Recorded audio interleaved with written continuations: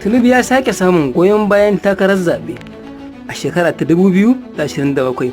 Jam'iyyar APC ta amince da shugaba Bola Ahmed Tinubu a matsayin ɗan takararta na shugaban ƙasa a zaɓen shekarar 2027.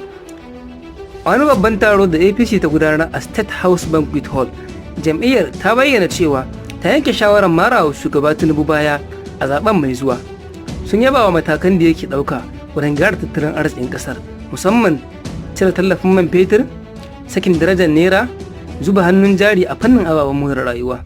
Jam'iyyar ta ce waɗannan sauye-sauye za su taimaka wajen farfaɗo tattalin arzikin ƙasa da jawo hannun jari. Sai dai mutane da dama na ƙorafi akan hauhawar farashin kaya, tsadar rayuwa da rashin aikin yi. Wasu na ganin sauye-sauyen suna cutar da talaka. Shin ya kamata Tinubu ya sake takara?